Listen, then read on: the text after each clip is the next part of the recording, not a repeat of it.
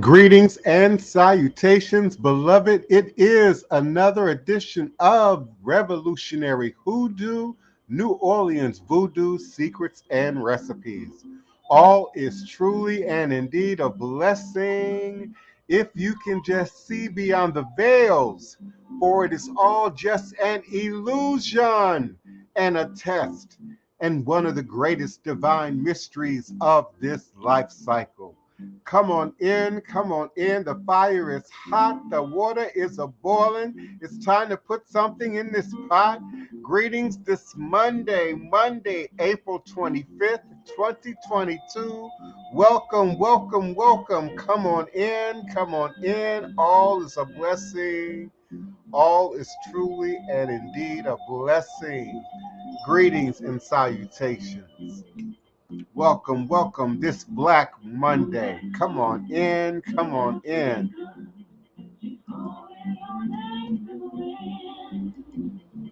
Come back home to Africa. I'm waiting for you once again.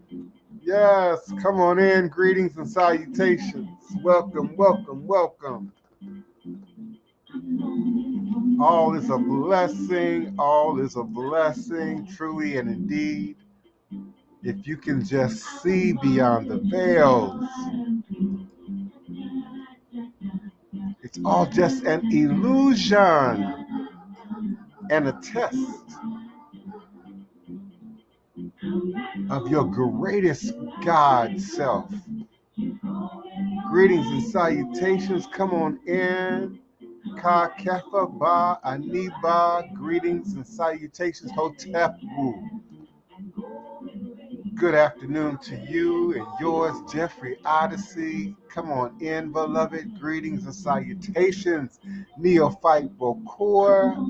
Ashe, Asheo, Aburu, Aboye, Abushe, Abushishe, Ashe. Peace and blessings to you and yours. Greetings, Craig Burns, representing for us from the UK. Come on in. Let them know that I have an international audience. Greetings, South Africa. Come on in, Zambia. Welcome, welcome, Democratic Republic of Congo. Come on in, Uganda. Come on in, Kenya. Welcome, welcome, Pakistan. Greetings, Iran. Salam, Turkey. Come on in, Ukraine. Come on in, Ukraine. Greetings. Somebody in Ukraine is listening to this podcast right now. Oh my God. Come on in, Poland. Greetings, Germany. Come on in, France. Welcome, welcome, welcome in the UK.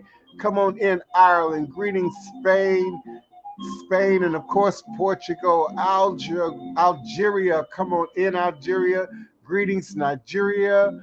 Welcome up, Baboni, to the Yoruba in Nigeria. Come on in, Brazil. Greetings, Argentina. Welcome, Venezuela. Greetings, Colombia. Benedicciones, Colombia. Welcome, welcome, welcome. Come on in, Haiti. Greetings, Haiti. Thank you so much for listening and participating. Come on in, Mexico. Come on in, Canada, the US. Greetings and salutations to those I may have missed. Sweden, come on in. Norway, come on in. And of course, Russia is in the house listening. Greetings, Japan, come on in. South Korea, Philippines, welcome, welcome. Come on in. Indonesia, come on in. Come on in. Malaysia, come on in. Australia, come on in. Greetings, greetings, greetings. New Zealand, did I say New Zealand? All is a blessing. Greetings this Monday, Black Monday, the day we acknowledge the powers that we often refer to as the warriors. But I like to say the foundation of a thing, the foundation, the direction, the planting of seeds with the anticipation of growth and abundance. Greetings, Christy London from New Orleans. Love my New Orleans. Greetings, Alexis Williams. So glad to see you in the house. Jules Burns, welcome, welcome. I'm sorry, Jules Birch. Welcome, beloved. Come on in. Come on in. Lateria Daniel. Welcome, welcome, Al B. McKenzie. Welcome, beloved. So glad to see you in the house. And Chef Bougie, you and your castle. Come on in, beloved. Welcome. I certainly honor and acknowledge each and every one of you. I do not take your time, your respect, your acknowledgement at high noon U.S. Central Standard Time lightly.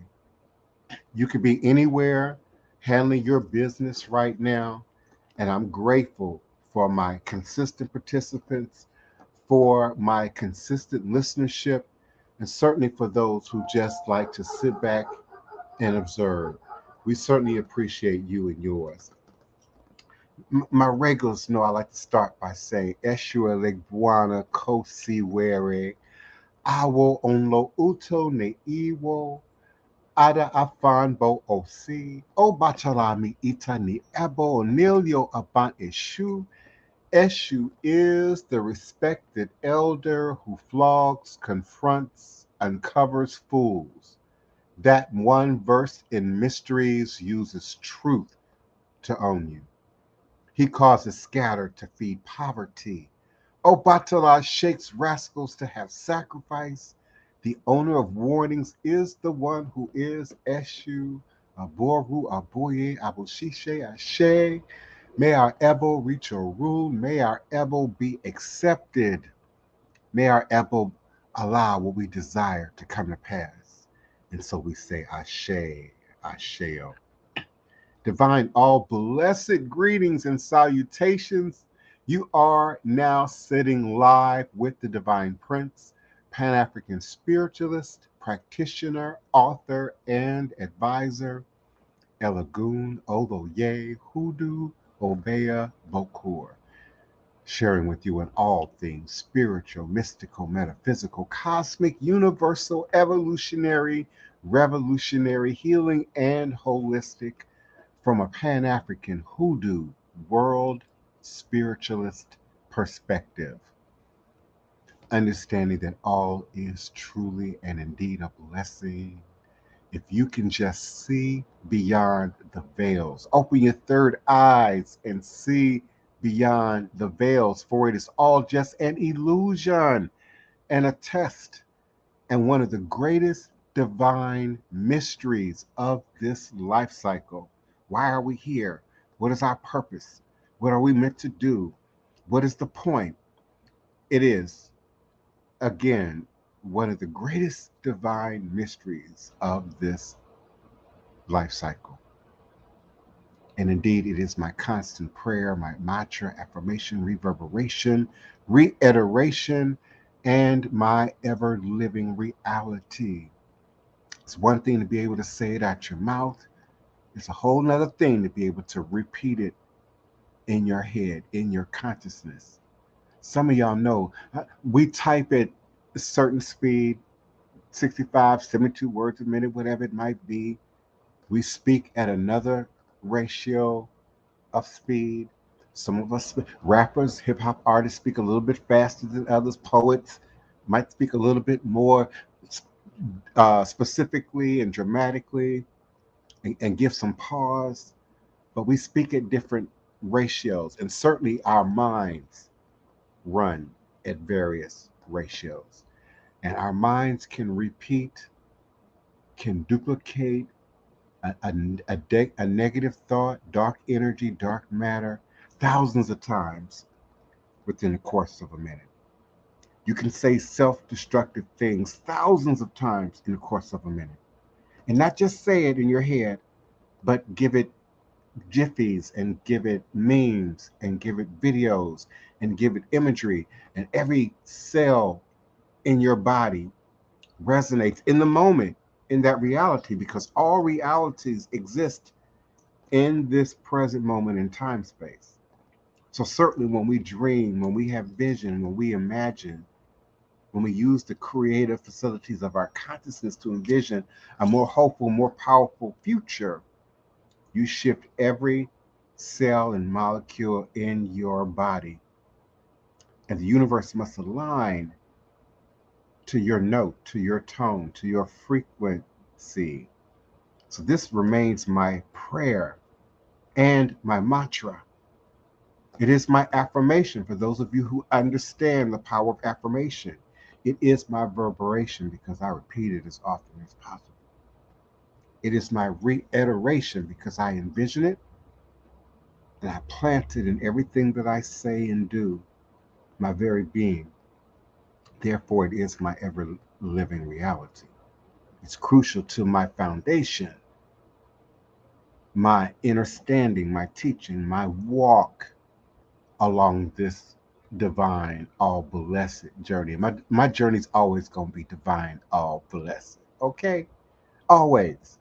It is how I make sense out of all that we're challenged with here in our daily existence on Mother Father Earth. It is my personal place of power and understanding, the place from where I begin, the place from where I realize and crystallize all my endeavors, understanding that I and I alone create and co create my divine destiny, and I alone create and co create my divine, all blessed reality. And so it is, Ashe. Today I'm vibrating high this Black Monday, April 25th, 2022. And I am emanating and vibrating with you and for you now live, virtually, verbally, cosmically, quantum, universally from this working temple of the House of the Divine Prince.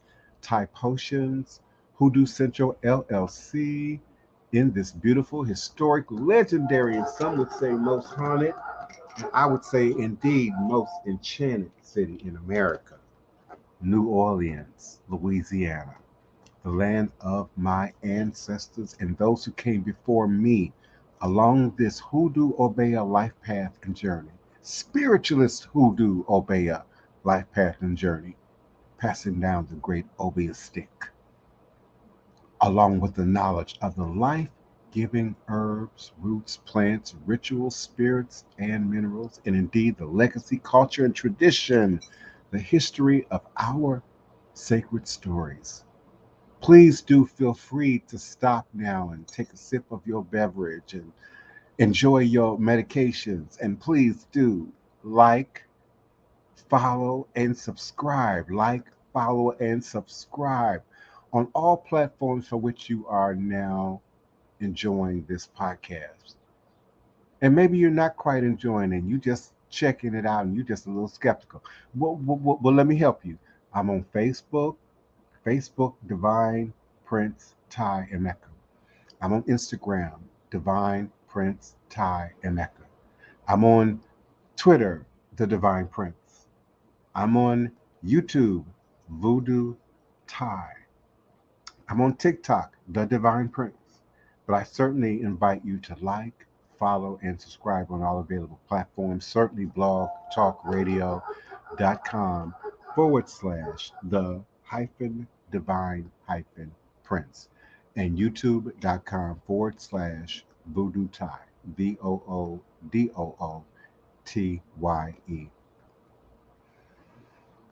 Understanding that the creation of sacred space is critical to all that we do, all we are, who we be at any present moment in time space. I am because my creators are. I am, breathe and say I am because my creators are.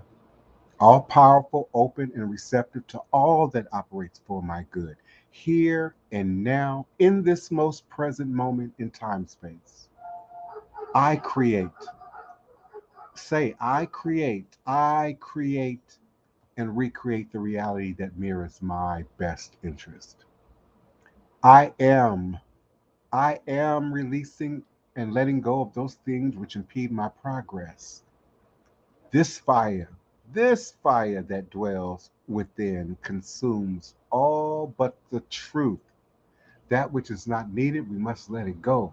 That which is not useful, you must let it go. The illusions of the block, the issue, the complication, we must release it, back into the dark space, back into dark matter, back into the black hole, into the depths of the black obsidian sphere, and allow the light to fill in those empty spaces and places and illuminate that which is already standing Black Monday on a foundation of strength, a foundation of iron, a scaffolding that can indeed support your structure. I am grateful for indeed we never lost connection to spirit. We never lost connection to the spiritual realms. We never lost connection to our ancestors. We've never lost connection indeed to who we are at the core. So spiritual knowledge and power is great to be spoken and spit and prophesied and poeticized, but indeed it lies in its efficacy, in its ability to produce and manifest powerful, reliable, tangible, lasting manifestation and results right here, right now, in this most present moment in time space. All else is vanity, all else is an ego, all else is an illusion. It is what we create and recreate in the light right now, in this most present moment in time space. So I, in keeping in tune with my journey, and certainly my regular listeners would expect that of me.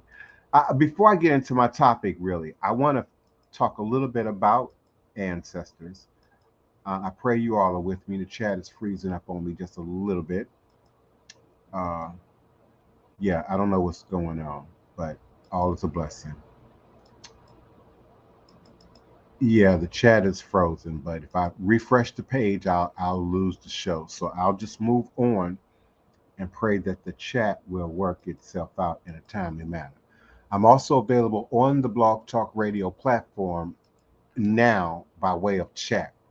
So you can visit my blog talkradio.com/the hyphen divine hyphen prince.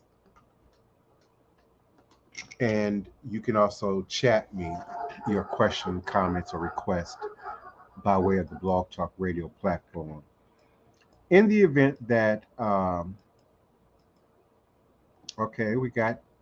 we might be back on, maybe, just maybe, but we got backup in the event that things don't uh, clarify itself moving forward. So I'm grateful this Monday, April 25th, for another update for ancestry.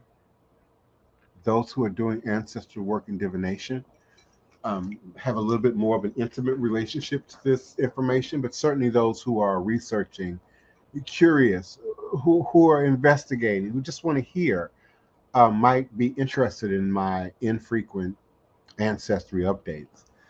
I've shared, as a vessel for teaching, my own information, my own updates along the journey, to sort of help some of you understand the nooks and crannies of Ancestry.com, 23andMe, and certainly some of the other um, less known but newer sites that are certainly gaining popularity. And I want to reiterate for my new listeners, your results don't quote unquote change, they evolve. And sometimes they evolve rather quickly. 2 weeks, you might want to go back and check your accounts. 30 days, you certainly want to go back and check your accounts. 90 days, you've probably overdue and have updates waiting in your accounts that you haven't even looked at or noticed.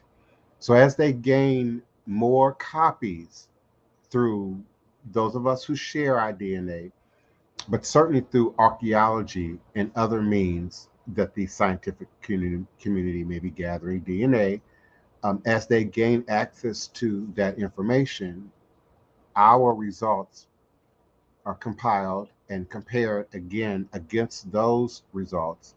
And so your results evolve a little bit, can become much more specific. For example, we often have a conversation in our community about indigenous Americans and Black people being here in America before enslavement.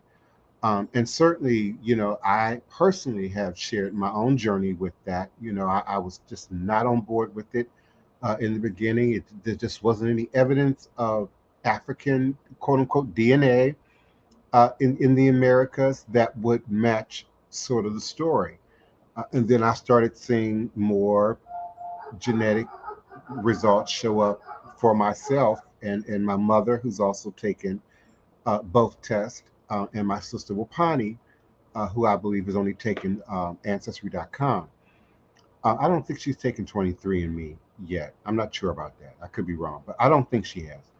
But anyway, I certainly have many godchildren, initiates, even clients who are in the system, and we compare notes. We share information. And there was a time that I had a wide ranging map view of indigenous so-called DNA, far north in the Americas as you could go, and then almost to the tip of South America. And then that evolved and it shrunk. And then it sort of turned into a hourglass with, a large region open in the Americas, in Mexico, and in the region of the Americas that was formerly Mexico, and then in northern South America to include Brazil. And now here recently, that has evolved. And now it's just the Americas and Mexico. And I've said before on this platform that in researching the burial sites of enslaved Africans during the Middle Passage, the largest number, the largest count I found were in Mexico. And that's a little understood, little discussed nuance of our history here in North America. So now I'm looking at a map that has a general area over, I guess that would be southwestern US, including California, but not quite as far north as Oregon or Washington.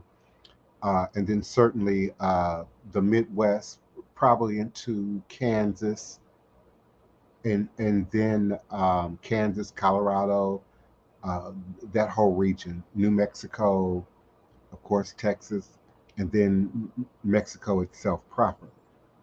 And then the results in Ancestry.com tend to be generalized to region, not ethnicity. So, I have Mali, I have Norway, I have Southern Bantu, the indigenous Americas, with Mexico, hyphen Mexico, Scotland, Benin, Togo, Ivory Coast, England, northwestern Europe, Cameroon, Congo, Western Bantu people, and the greatest percentage, Nigeria. And that's Ancestry.com. Now, Ancestry.com, now I don't know how old this update is. I typically keep up on a regular basis, but I didn't discover this update until today. And it tries to demonstrate ethnicity based on which parent you derive that gene footprint from. And again, on the surface, it's general by region, by region. So one of my parents, and I can kind of guess which, I acquired all of my Nigerian ancestry from, all of it, from just one of my parents. And then that parent, and again, I kind of got an idea who it is. Then that parent really provides very little else in terms of my DNA. And understand that your parents don't pass down everything all the time in completion. And that's why you can't depend on your brother or sister's test, for example. Both me and my sister Wapani and my older sister Kimberly have tested, and so our tests don't, look exactly alike in any way. And so having your own test, your own examination, is critical, particularly if you're trying to do ancestor work in DNA, if you're trying to do, you know, real self-exploratory examination on your roots. So the parent who gave me all of my Nigerian bloodline also gave me some Cameroon, Congo, Western Bantu. However, I received a greater portion of Cameroon, Congo, Western Bantu from the other parent. The parent who gave me the greatest amount of Nigeria also gave me Benin and Togo.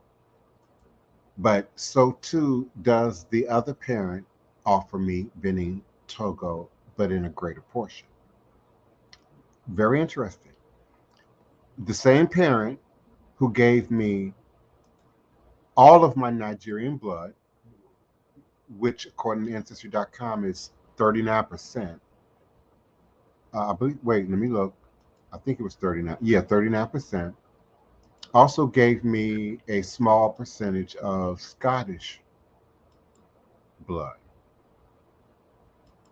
And the same parent, and the other parent has no Scottish blood.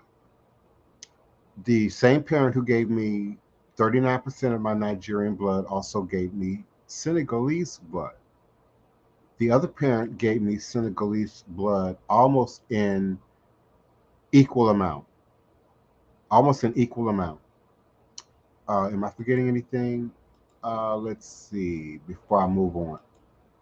Oh, this parent that gave me 39% of my Nigerian blood, according to Ancestry.com, gave me zero indigenous American and Mexican blood. Zero. This parent with 39 that gave me 39% Nigerian blood gave me no Ivory Coast or Ghanaian blood. My Ivory Coast Ghanaian blood came from the other parent. The other parent also gave me my Malian blood. The parent with the 39% Nigerian has no now gave me no Malian blood. The parent with 39% Nigerian blood has gave me, I have to be careful about my language, gave me no Southern Bantu blood, but the other parent did. And finally, the parent with the most Nigerian blood, who gave me the most Nigerian blood, also gave me a very small percentage of English and Northwestern European blood. The other parent gave me that blood and in a much larger percentage. So it's really interesting how DNA works. And when I say I can assume who, because they're very clear that they derive these results from your results and not without having done detailed, specific results on each parent. That's why these tests are $79, $100. Okay, it's other sites that are not as popular, often because they're more expensive and in some cases more scientific, that is going to require your mama's blood, your father's blood, and it's going to have a much more specific and detailed analysis of the results. But I can assume as much that the parent that gave me almost 40% Nigerian blood is my mother and gave me small variations of some other stuff, but small variations. On the other hand, my paternal parent gave me no Nigerian blood at all, but a great diversity of other West African, Central West African, Bantu, Southern Bantu, of course, European, Northwestern European, gave me a little more diversity in that connection to my indigenous bloodline. And again, this is my Ancestry.com result that I'm sharing with you. Now, when you go into your 23andMe, and 23andMe is different. 23 is gaining in popularity, but still has not caught up to the popularity of Ancestry.com that came out first. So you're more likely to find direct blood relatives that you may already know in Ancestry.com. And I've discovered, well, I have siblings, of course, half siblings, and then first, second cousins that I never knew anything about that I've discovered in Ancestry.com. 23andMe, I'm finding more second to third cousins and further out that I'm less likely to be familiar with. Many of the family names I've never heard of before. However, 23andMe goes back much further in time than Ancestry.com. It goes all the way back to it traces Neanderthal footprint and how much of that is present in your DNA. So with 23andMe, in terms of your ancestry composition results, at the heart of your ancestry composition report is your ancestral breakdown, a list of your population, regional population percentages arranged in a hierarchy from the continental level to the regional level. Listed below each regional population percentage, you may also find matches to groups of people who share more recent ancestry with you. So to determine your ancestral breakdown, they use an algorithm that individually looks at short pieces of DNA across your genome. They compare each piece to DNA from reference populations from around the world, thousands of individuals with known ancestry, and when a piece of your DNA resembles the DNA from a specific reference population with a high degree of confidence, it is assigned to that population. Now, sometimes a piece of DNA resembles reference DNA from several populations, in which case it is not assigned to a broad ancestry. For example, Northwestern European. If a piece of DNA does not closely resemble reference DNA from any populations, then that piece of DNA shows up in your results as unassigned ancestry. And I'm going to say that again because some people find that curious. If a piece of DNA not closely resembling any reference DNA from any other populations that they already have access to, then that piece of DNA shows up in your results as unassigned ancestry. And so that could really be what? Two things: unknown human DNA root, which I find that almost unlikely because when you look at the colored map in 23andMe, when I look at my colored map in 23andMe, there are no empty spaces. They covered almost the planet. There are some white regions that are not covered around Ngorongoro crater in Russia, um, and there's a country, Ukraine, and then there's another region. There's no names here. I'm trying to figure out from my memory what country I'm looking at, but it's west of Ukraine. There's a big country in between Ukraine and this empty space on my map, and then a region in the Middle East, two larger regions in the Middle East that are uncharted or unmapped. And so where that is coming from is still undetermined. And so it's listed in 23andMe as unassigned. And these assignments are tailored across my genome or your genome in your case to determine your final result. And by default, your results are calculated at a 50% confidence level. You can see how high your results change with different confidence levels in what's called the chromosome painting section. And that's that colored map that I was just referencing that I'm looking at.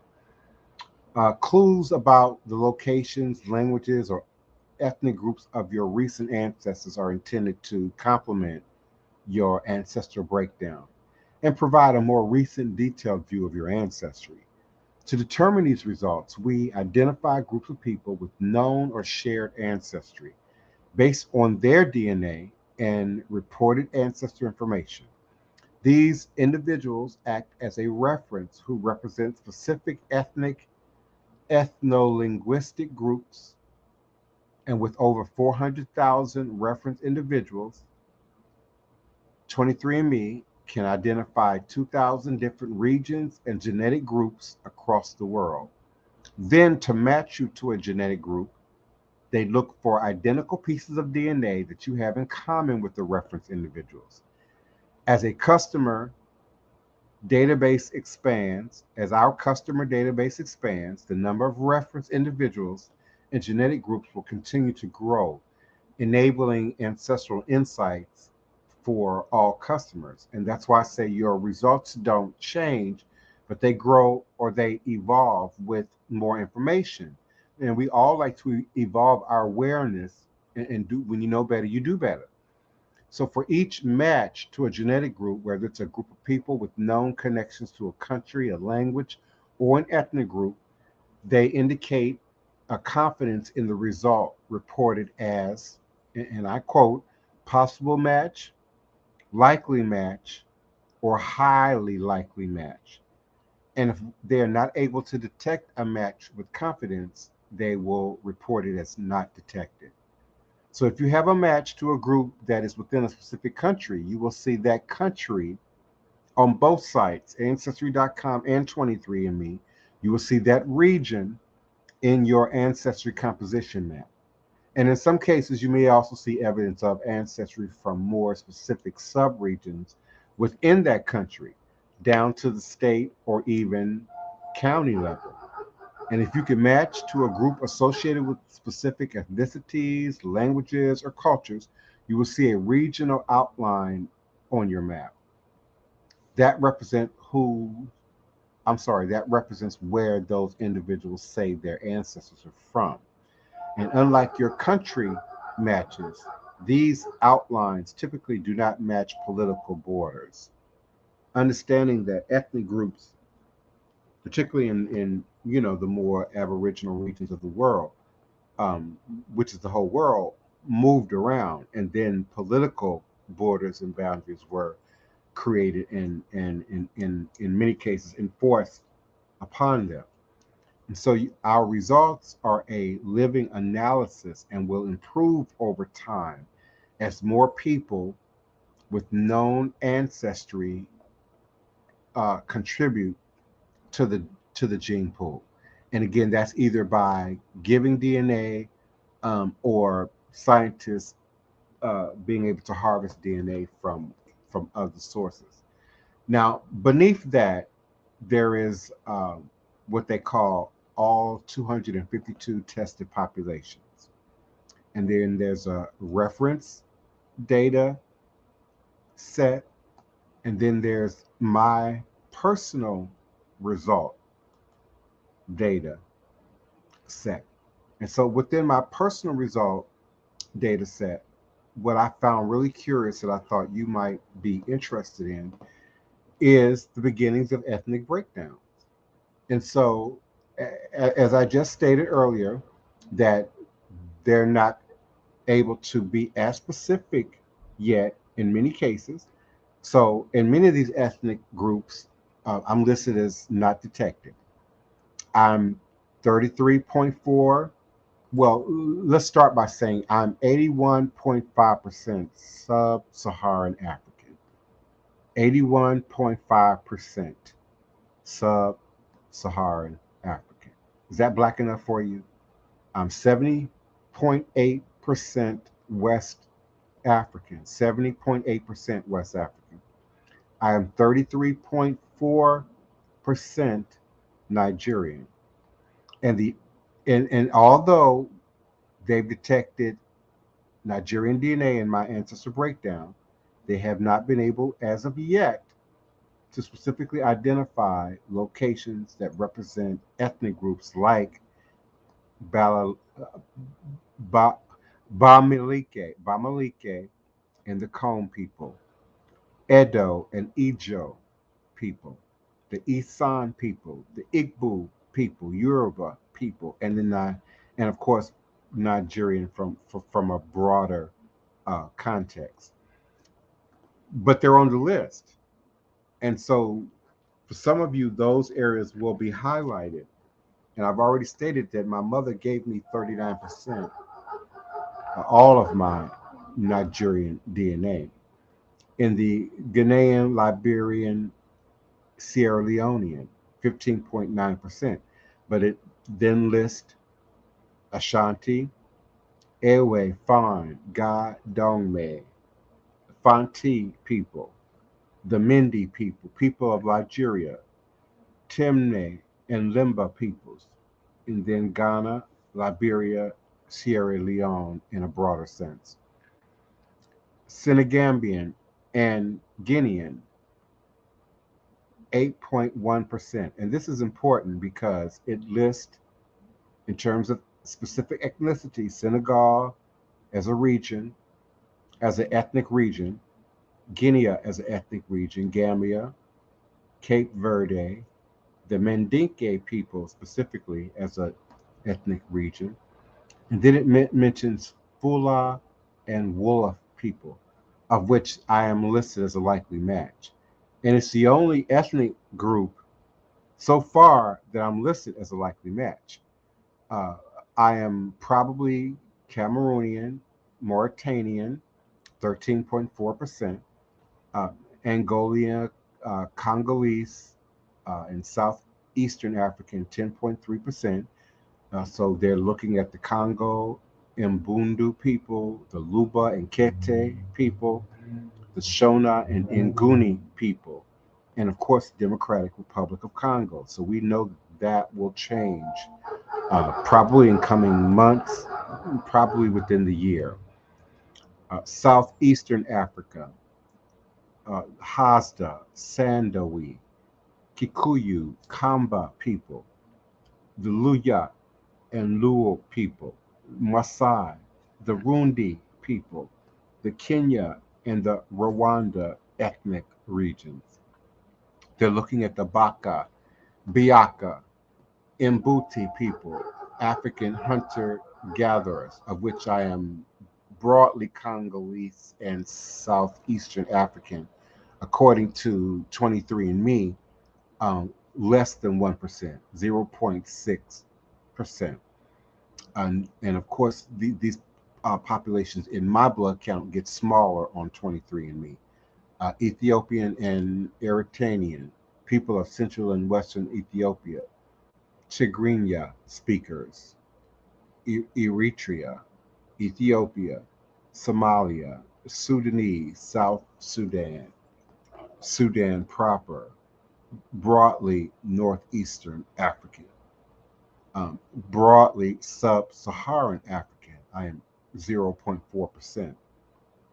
Komani San is not yet detected.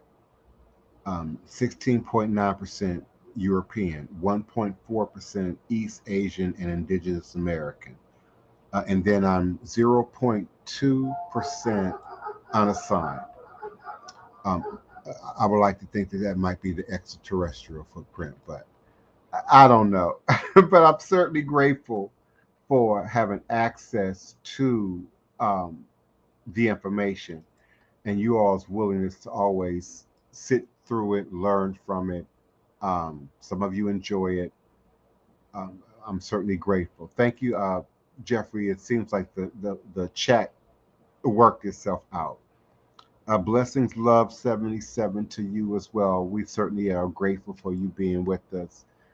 Um, yes, mother 100% African. Her greatest percentage, 41% Nigerian, with closest ancestors being Yoruba. That's Sexy Red. Thank you for your contribution. Meanwhile, her dad is European. Uh, Her African side overpowered all of that. besides her hair, besides her hair, you can't even tell that she has white. That's the case for many of us. I'm still almost a third Western European, though I'm 82% uh, African, and you can't quite tell. I'm probably not the darkest of blacks. I'm probably not the bluest of blacks. I probably don't have the nappiest of hair. Greetings and the Goddess Initiative. But you can certainly tell I'm African. And you can tell both of my parents are African, but my paternal parent tends to lean more towards what you would assume to have been the European bloodline in my family and the indigenous bloodlines, which show up certainly, on his side of the chart. All of my indigenous American, Mexican bloodline is on my uh, paternal, parental side of the chart. And just all of that Nigeria is on my mama's side.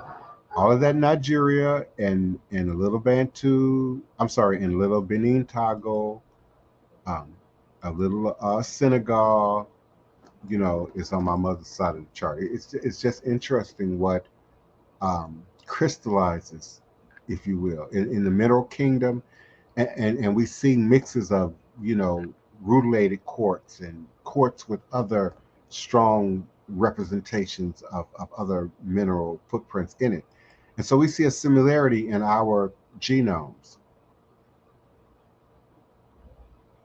Yeah, I would agree. There's a very large Yoruba footprint, and I wouldn't say necessarily either, um, Alexis, in America as it came from Nigeria to America. Certainly, we see a larger footprint in Brazil, where the largest percentage of enslaved Africans were taken, by the way. We see a large percentage in Central America, in Cuba and Puerto Rico, primarily by way of the traditions, Kendable, Lucumi, Santeria, Palo, Maria Leonza in Venezuela. So, in that transporting, sort of that breaking ground was south of the border. And those, who were broken, who were able to then endure picking cotton, and sugar cane made their way north of the border. And so you then start seeing rice producers, the Gullah Geechee nation, um, the Carolinas, the Georgia coast.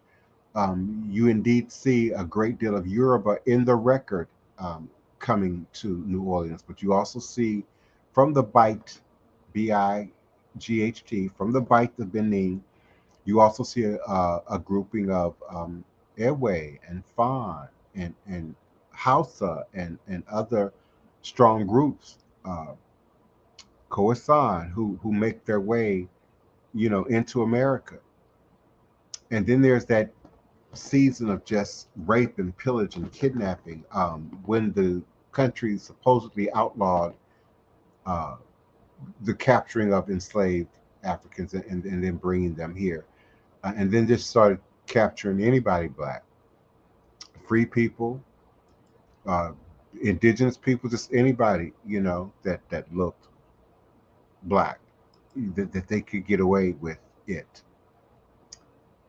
Uh, Susie, Sexy Red, last summer, beloved.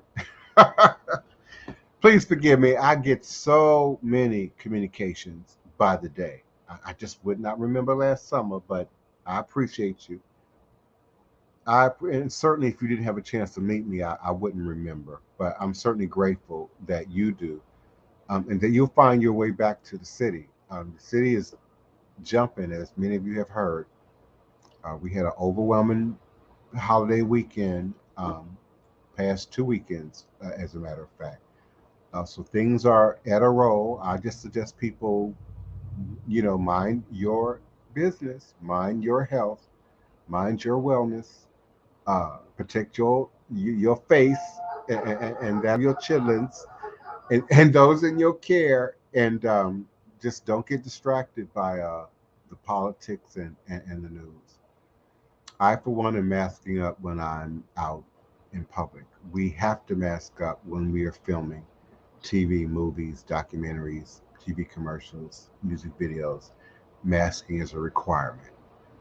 There's a point in which we film, and then there's many points through the day when we're masked up, masked up, masked up. They even have a mask police who walks around set, kind of toned down, random, you know, bored kind of looking individual that you would not notice while you're working. And all they do is kind of walk and wander and, mask police. Put your mask on, pull your mask up over your nose. Hey, where's your mask? Do you need a new mask? Mask, mask, mask, mask, mask. It's the mask police. So that's how we're able to film.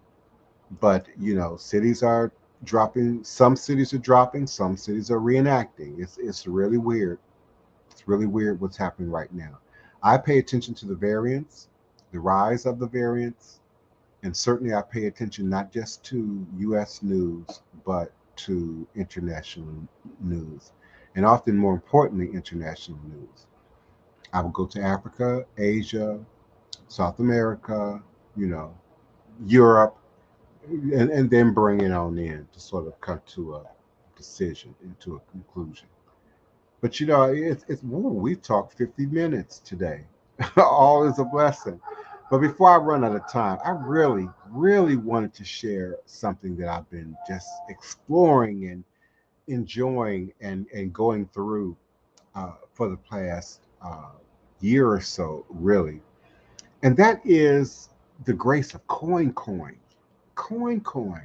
and the role of African women's spirituality and its impact on Creole culture. A good cousin of mine, I won't say her name, she may not be ready to expose our idea, so I won't say her name. But a good cousin of mine, we talked yesterday about formulating retreats and events for healing, and sort of take what we do in a combination of what we do on the road, and bring it to you where you are. And I've been asking now for some time that people would organize events that would give us leisure and convenience to come and travel, have reason to come and travel, and sort of present what we do here to a larger audience on the ground in cities around the world. And so, one of the documents that I've been really enjoying and exploring is, the role of African women, spirituality, and the impact on Creole culture, particularly here in Louisiana. Uh, um, Written and organized by Patricia Heiser Matoyer, Dr. Matoyer, and Luke Matoyer Sr.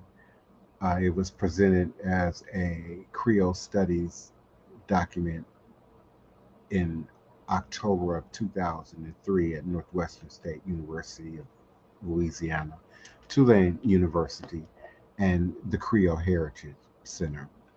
But turning now to Africa, we find the legend of the creation of mankind out of clay among the silex of the White Nile, while ingeniously explain the different complexions of the various races by the different colored clay out of which they are fashioned.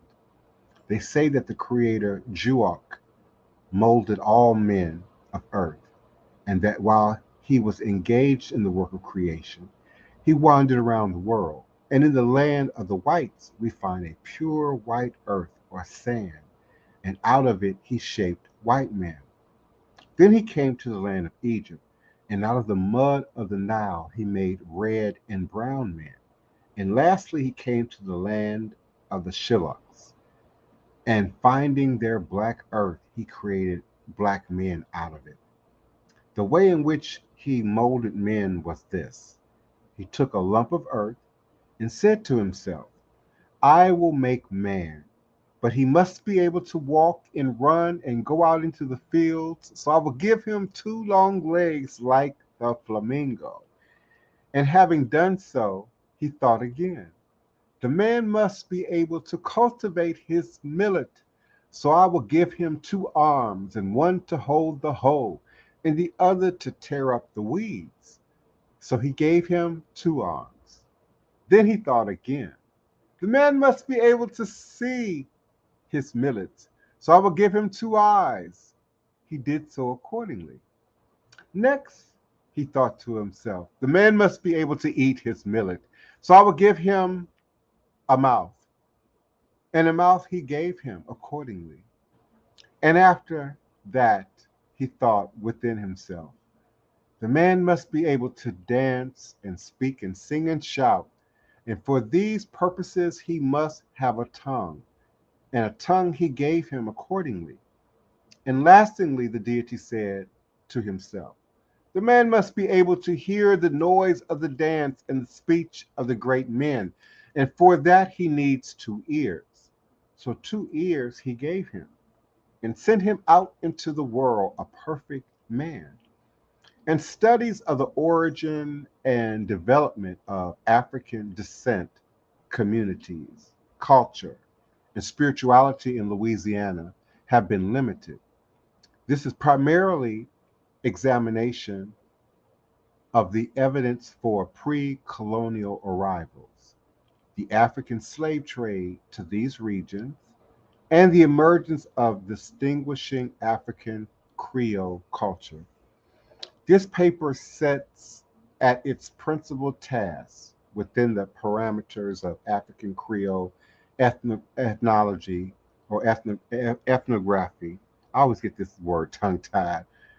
Um, an examination of social being as narrative for Afro Creole or African Creole studies about Creole identity. Such stories as these of Maria Thursday Coin become the analyzable material not only for understanding these regionally and historically distinct societies, but also for their personhood and spirituality of the culture. We will move through the character of Coin, the slave, her village, race, nationalism, femininity, motherhood, and healing. Coin, the name, was believed to have been corrupted by French and Spanish spellers. You all understand that Louisiana was owned by the Spanish, was owned by the French, was owned by the Spanish, was owned by the French, was owned by the US. And so the name Coin is believed to be the phonetic equivalent of Coinquic, a name reserved for the second born daughter of the Glidizzi dialect of the Ewe linguist group, which occupied the coastal region of Togo. Marie Therese, called Coin, was, according to the church and civil record of the Natchez Post, the second born daughter of Francois and Marie Francois. In Togoland, the dimensions of the Ewe dyad of bought people and parents of the house are not the same as those of Western created master and slave relationships. According to Judy Rosenthal, an Afa diviner, I am an Afa diviner. Yoruba speakers and ethnic Yoruba folks say Ifa diviner. Ewe and Fan, we say Afa diviner in Togoland. And I believe the Igbo also say Afa. There's another ethnic group that says Fa, but they represent the divination system by which many of these societies in Western Central Africa draw their divinatory strength from. And so an Afa diviner in Togoland, the homeland of Coin, a shrine to worship the spirits of slaves once owned by slave owners in the United States, should be prepared. Their spirits are powerful. They can help heal and protect you when you need them, if you honor them fully.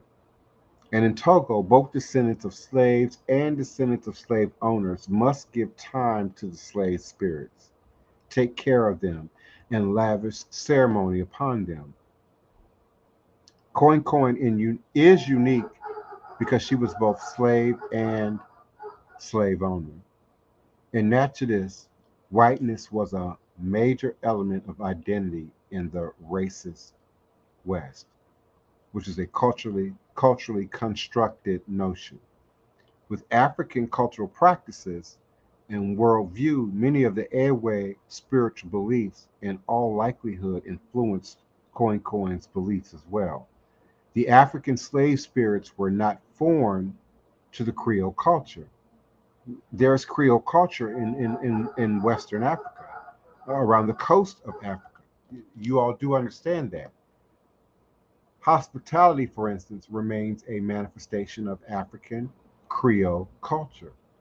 No one knows where Coin is buried, which may have meaning within this belief structure.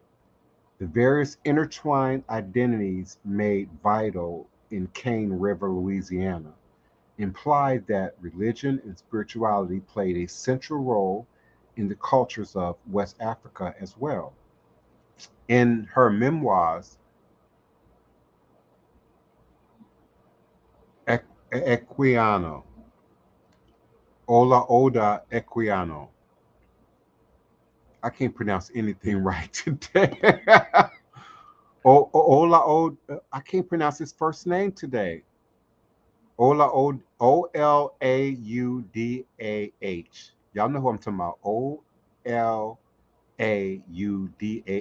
Quiano describes Igbo religion in present day Eastern Nigeria and observes that certain aspects of African religious belief resemble those found in Judaism and Christianity.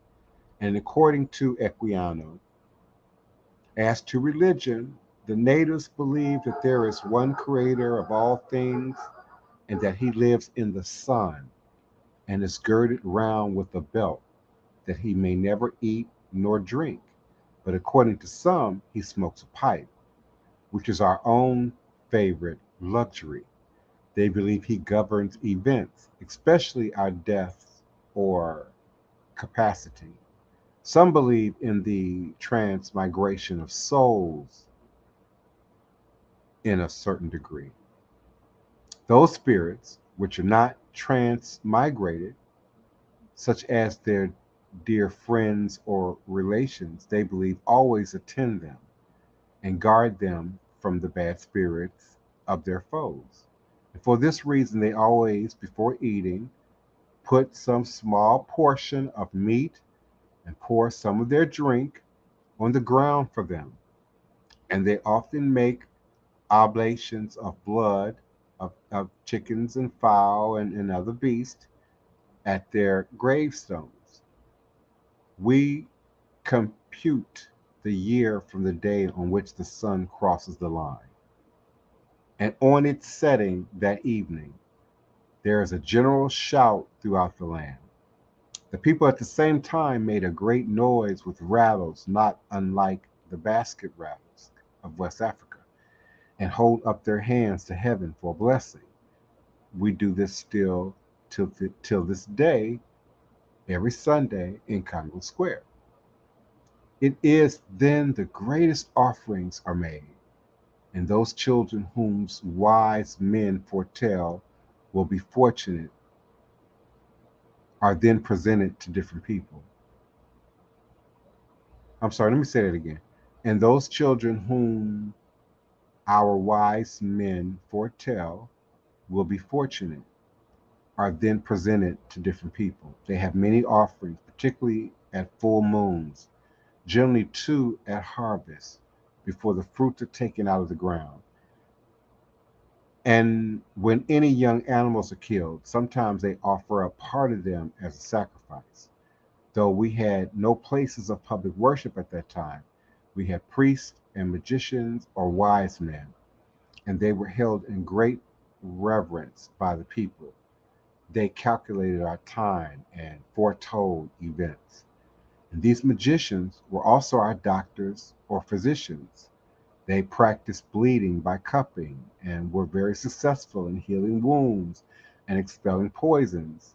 They had likewise some extraordinary method of discovering jealousy, theft, poisoning, the success of which no doubt they derived from the unbounded influence over the crudelty and superstition of the people. The law of retaliation obtained almost universally, and even their religion appeared to have shed upon us a ray of its glory. Though broken and spent in its passage, are eclipsed by the cloud with which time, tradition, and ignorance might have enveloped it. For we have had our circumcision, we had our sacrifices and burnt offerings, our washings and purification. And those words mirror something that I've said time and time again, that the descendants of children of the Middle Passion have indeed been through the deepest of initiations, the most intense of initiations. We certainly have proven our willingness to survive, our willingness to live, our willingness to be renewed and reborn in this quote unquote so called new world. But indeed, now in this present moment in time space, we are embracing our Aboriginal and Indigenous roots at greater degrees of depth, and that is beginning to show up in the very layers of our reality.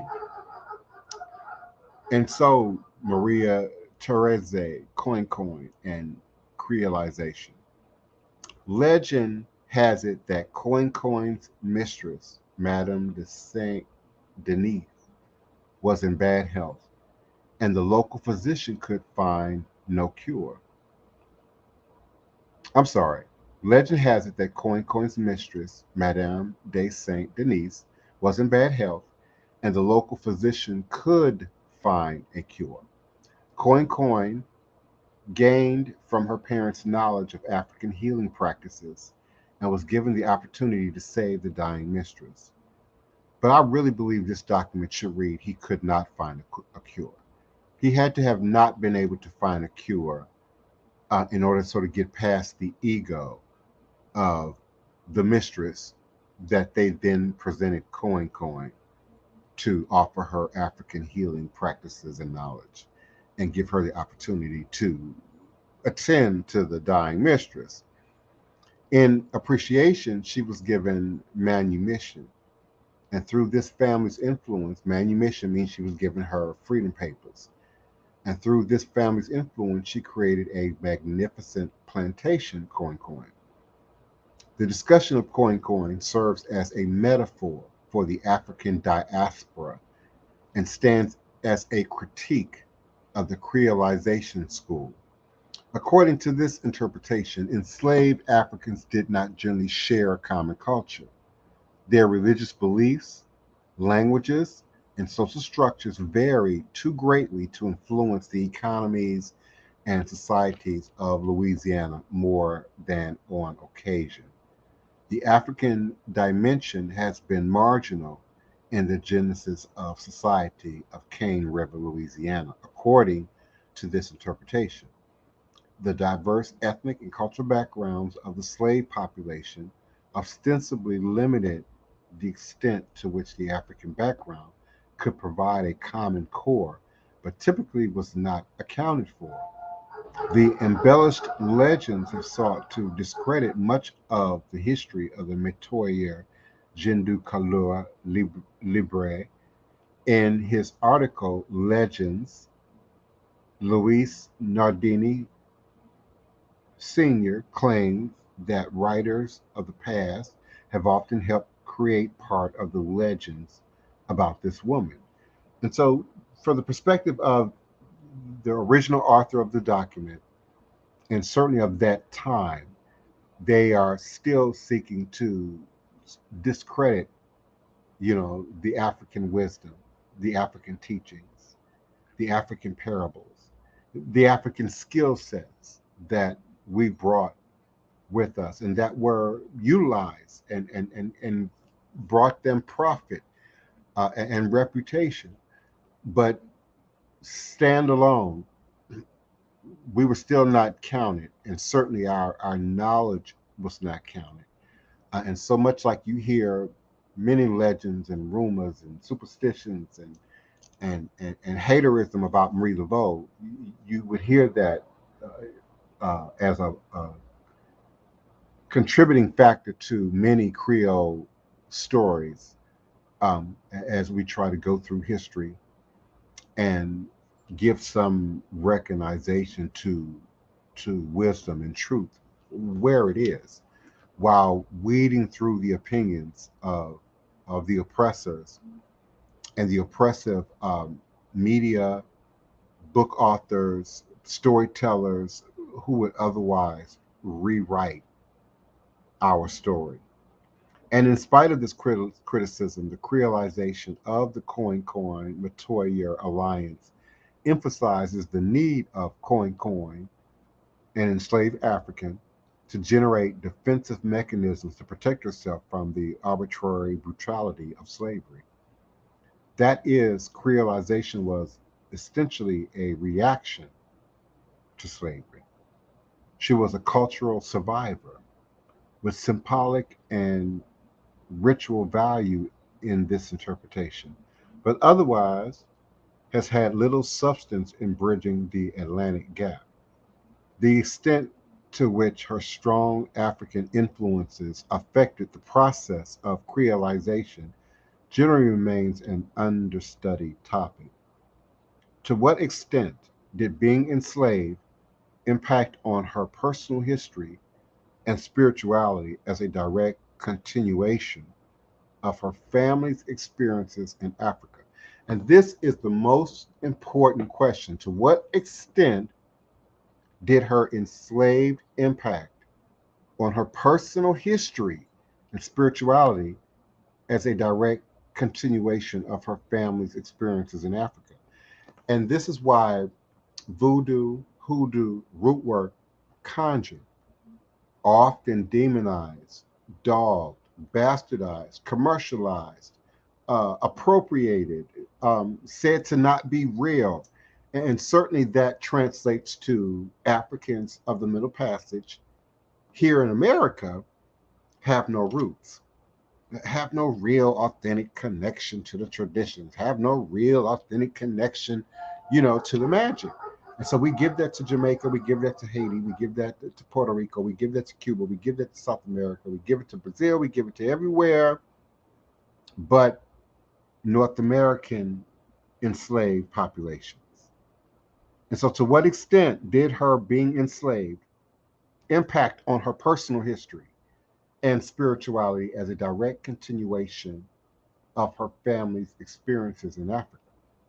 I say that if we could count in Africa, if you can count in Ewe, Fon, Yoruba, Igbo, Hausa, then most certainly you could count in Portuguese, Spanish, French, and subsequently English.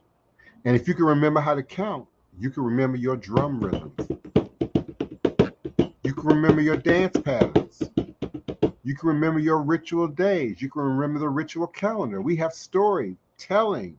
I believe Aquinas was one of them who told the story of using the stars and the sky to navigate stolen slave vessels in an attempt to return them back to Africa, but often they were deceived again by the slave catchers and the slave oppressors who were owning and driving these ships. So creolization has always been a direct response to Africanization, and creolization has emphasized the amalgamation of diverse cultures and historical backgrounds into a set of common subcultures. Revisionists often search for the African component in the evolution of Afro-American, American, Latin, French, Indian, Portuguese, and Caribbean identities. Revisionists shift the emphasis from the birth of a new culture and society to the maintenance of ties with the French, Portuguese, and other European homelands. The exchange of ideas and people between the diaspora and the homeland under slavery and the consequences were not only mediated through French connections, but in far more complex ways. To what extent was the enslaved Africans able to determine their cultural survival? To what extent were they agents in the continuation of tradition and the interpretation of real historical events? This emphasizes an agency and continuity questions the Eurocentrism and the American centricism of Cane River history that has dominated much of study of Creole culture.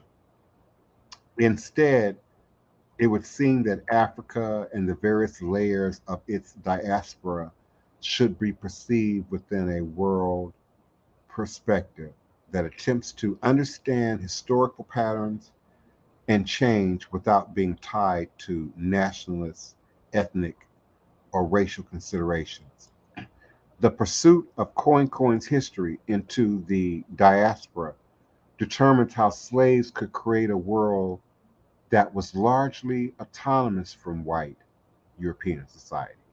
Too frequently, the discussion of her African background has been too vague to establish many concrete links with the homeland. Coin was only a survivor that in some ways was linked to an African descent in Togoland, a common, albeit vague, background, and one that many of us, as descendants of the Middle Passage, here share. But it is premature to conclude that there was no continuous historical experience for the enslaved African of Cane River. She was an enslaved African no matter how she was treated. She was an African no matter how she was treated and was a victim of her predicament. But she was still an agent of her African identity within the confines of slavery. As extensive scholarly literature now documents, slaves were often successful in asserting their autonomy, while white society and European culture, even while being enslaved. The analysis of the African content of Coin's life in this quest for autonomy varied considerably among the different stories of her life in Cane River. For instance, specialists studying Brazil have long appreciated the dynamism of these links. By contrast, the study of the United States until recently has largely ignored the specific African backgrounds of the enslaved populations. This near autonomous approach identifies a Creole population without much African context. The challenge is to correct the Eurocentrism that has dominated slave studies by establishing the significance of specific survivors in historical context in importance. The contributions of Coin aside, it is time to add an historical perspective that is rooted in African history to the examination of slavery in Cane River, in Louisiana, in the Deep South, and certainly in North America. The slave trade and the movement of identifiable groups of people have to be tied to specific historical events and processes in Africa, and it must demonstrate what was and was not transferred to the African Creoles. From this specific perspective, historical circumstances determine who was exported and who was not.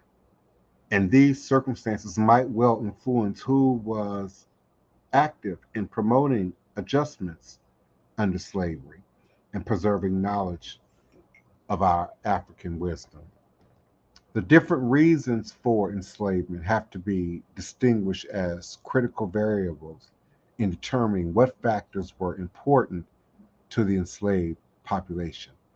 Whether Coin's family became a slave as a result of war, famine, commerce, judicial punishment, or religious persecution really matters.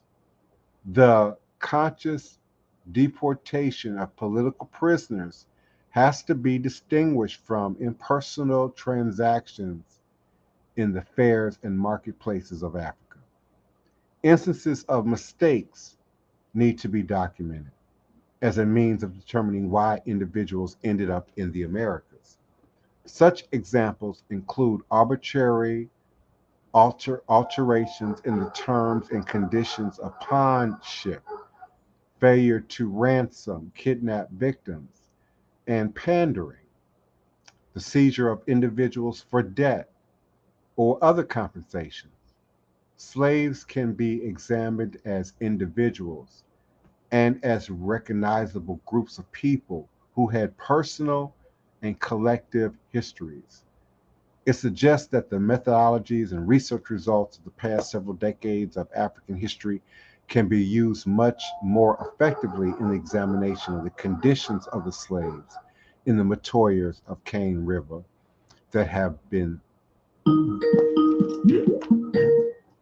excuse me, in the Matoyas of Cane River that has been the case.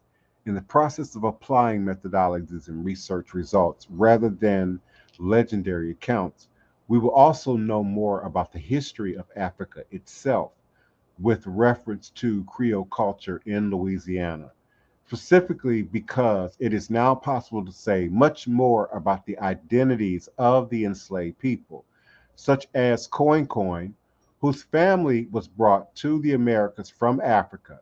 We can now see the slaves of the Americas are not just an enslaved black generic population, but also as Africans, individual Africans who constituted a displaced population that behaved in ways that were similar to other displaced people at other times. The fact that people were forcibly transported from Africa in the case of slaves should not disguise the similarity with their other migrations. By comparing the movement of slaves across the Atlantic with other transatlantic migrations, it is possible to see Africans as active agents in reformulating their cultural and social identities in the Americas, and despite the oppressive setting to which they were subjugated. The issue of agency is important in unraveling the history of Africans outside of Africa. Scholars have taken the conscious actions of slaves into consideration in studying slave resistance, even extending their analysis to the ethnic origins of those deemed to be free. The extent to which specific historical situations influenced this resistance has not been explored significantly.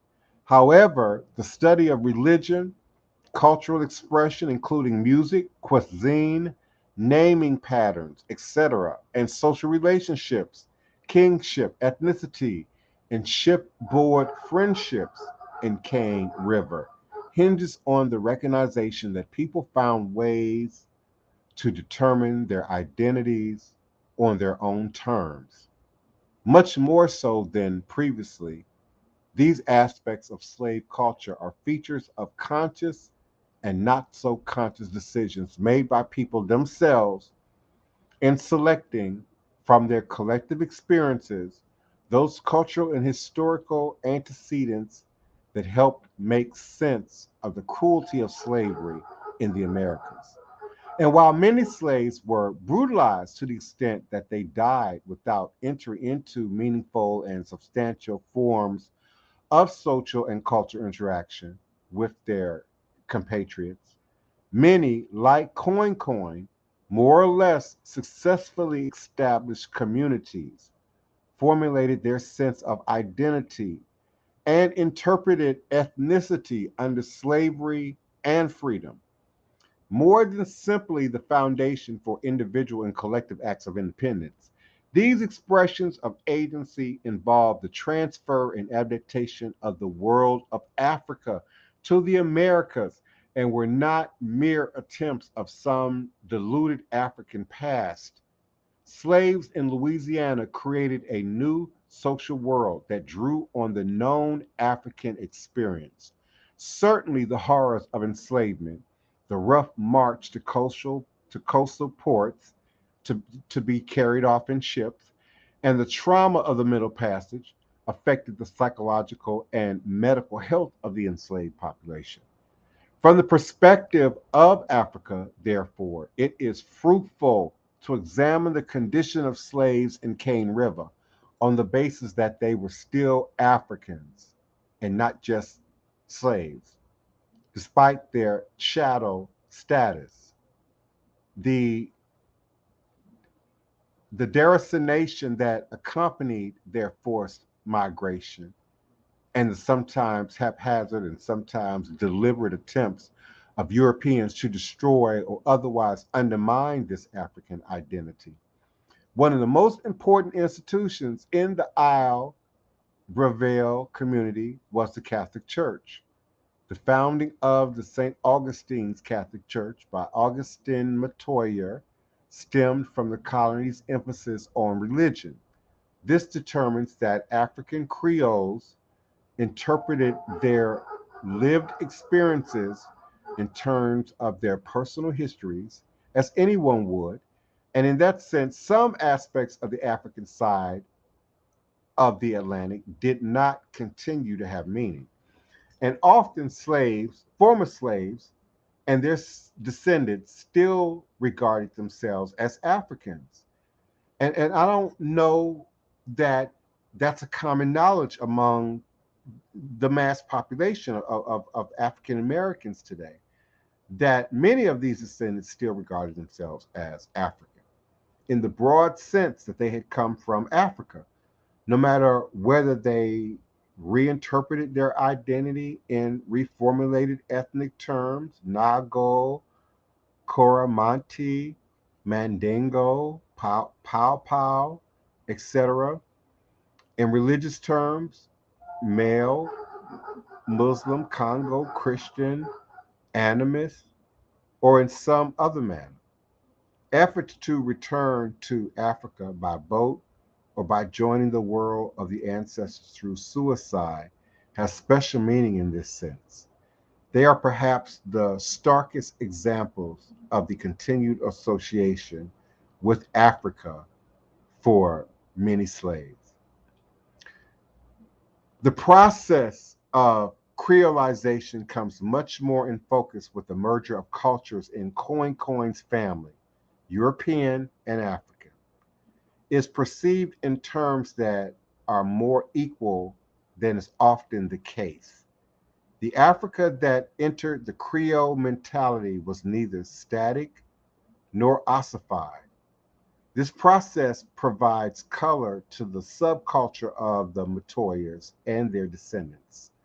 This anthropological approach allows us to explore the formulation of the distinct context of slavery in Cane River, Louisiana.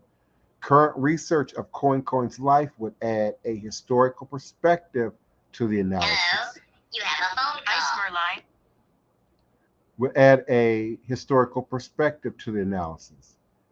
This history of Coin's spirituality comes from an oral tradition and needs to be documented. For many slaves in the Americas, Africa continued to live in their daily lives. That experience included a struggle to adapt to slavery in Louisiana while securing quasi freedom for her children and to reinterpret cultural values and religious practices in context, but frequently maintaining a clear vision of the African past and more than a fleeting knowledge of developments in Africa after arrival in Louisiana made it difficult. And only when fresh arrivals stopped coming from a specific homeland did the process of creolization take root. Now, efforts to understand Coin's situation in Louisiana has to take full cognizance of the political, economic, and social condition in those parts of Togo as well. She was one generation removed from where the individual slaves had actually come. That is, the conditions of slavery were shaped to the considerable extent by the personal experiences and background of her parents.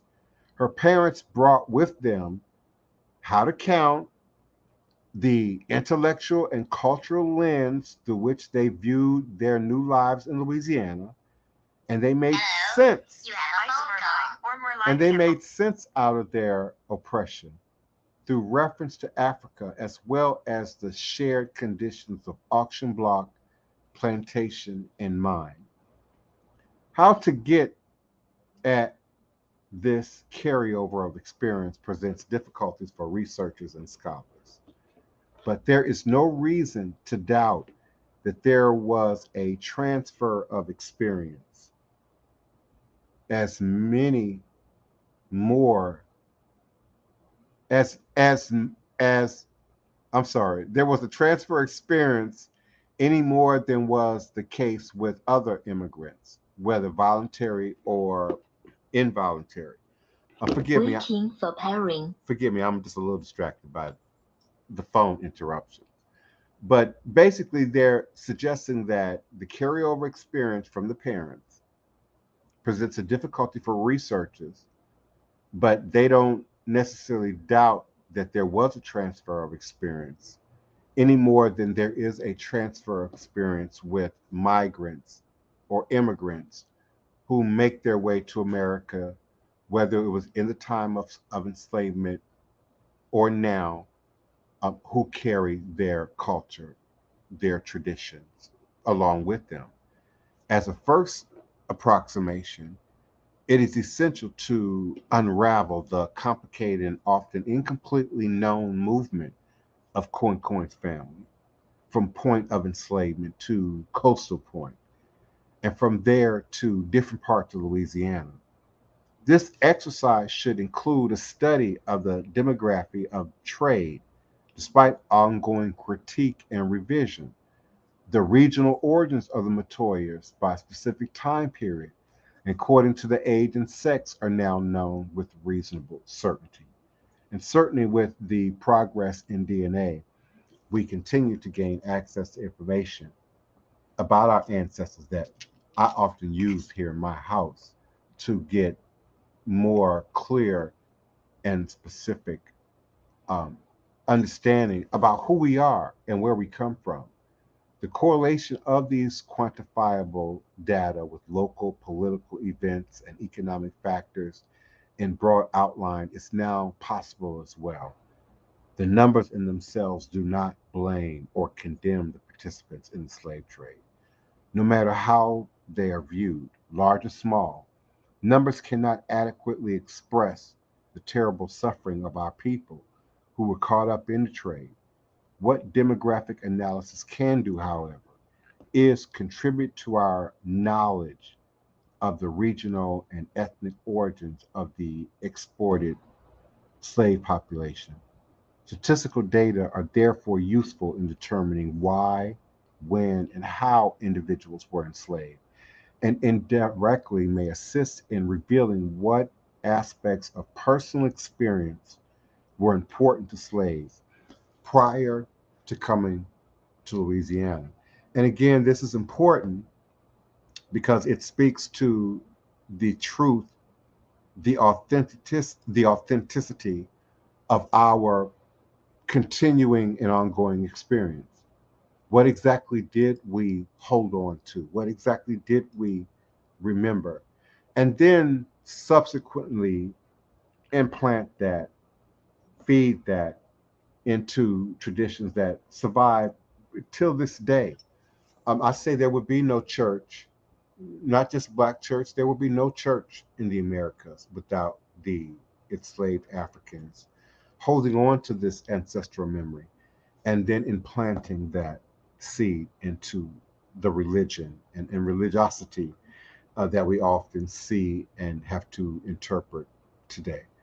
The rhythm, the vibration, the spirit, the tongues, the foot washing, the wearing of white, the choir marching in, the preacher preaching like a hip hop artist, like a rapper, rhyming and huffing and puffing in rhythm and vibrato is all African, and is all an extension and a continuation of our legacy and our history. How much we remember. Neophyte Bakur, I believe Neo Enzo Khalifa got you. Coin, just like a quarter or a dime, coin. But her name was spelled like one word, Coin. And so she's another ancestor that's not praised enough, that's not recognized enough. Some of us know Anastasia, but we know Mother Moses, but we don't know enough about Coin, and certainly Louisiana. And that's important, not because I'm biased or to where I live, and certainly to New Orleans and Treme, though I am biased, but from a historical perspective, she is a representative of a much larger pool of history and experience of who we are as a people. And then, of course, that evolves into the Mississippi Delta and Mississippi and travels to St. Louis and Memphis and Chicago and other regions of the country.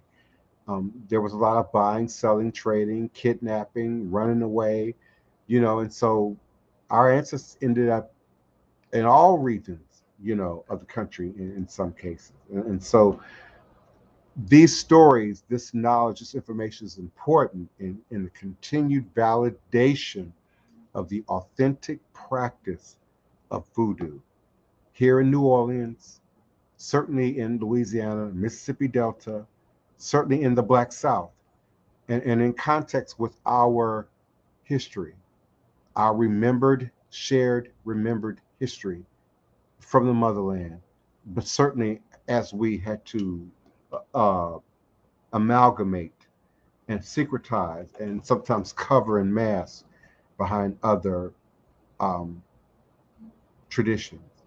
So I'm grateful to find this kind of information, to read this kind of information, to share this kind of information with you and yours. And I pray that it continues to inspire you to continue on your journey of self exploration, because all of this begins with self exploration for me.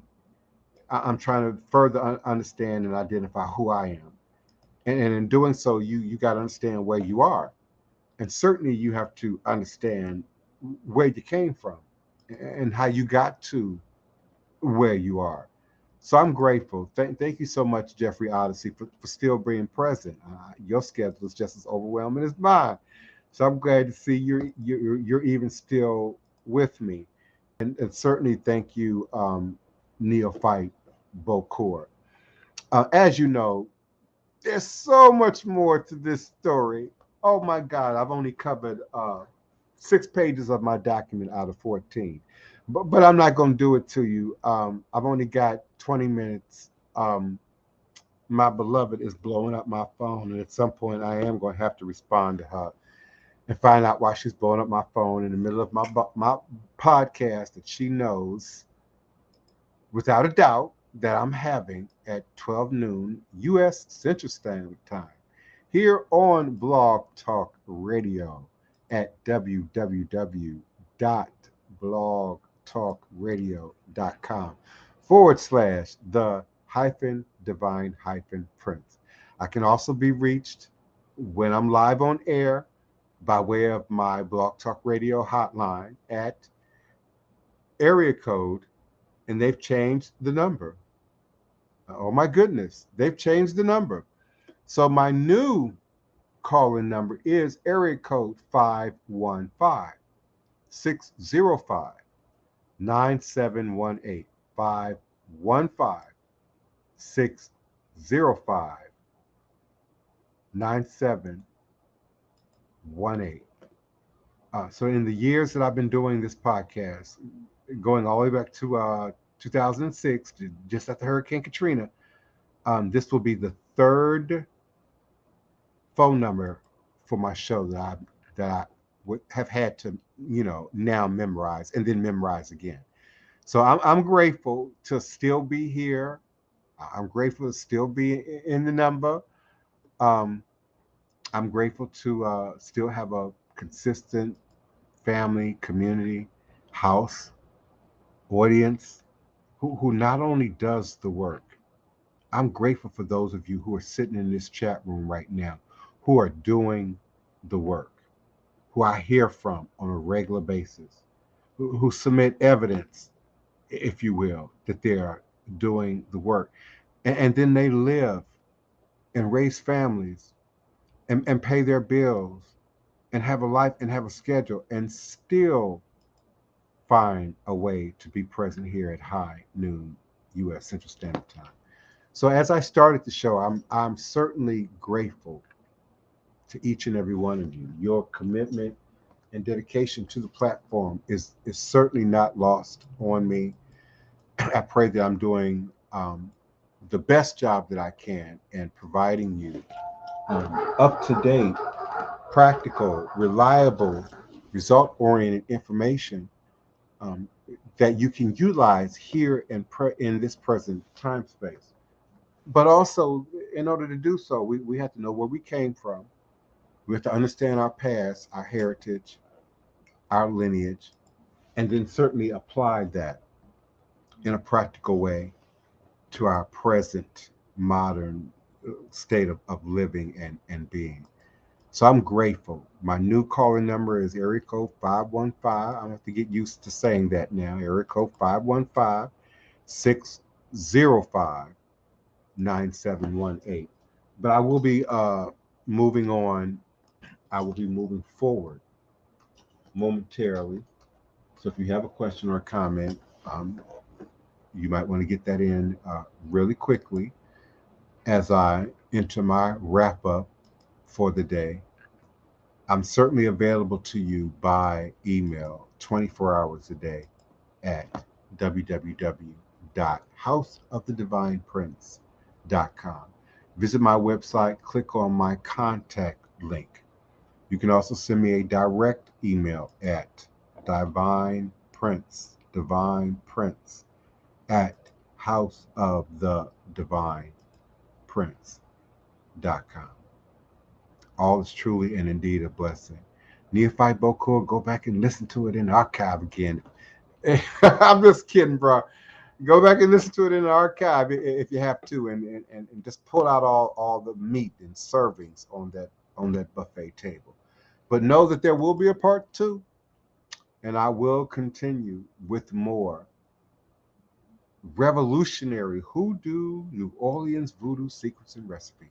Now, somebody out there who half listened is wondering, well, what that got to do with voodoo? It's got to do with how we got from Africa to Louisiana.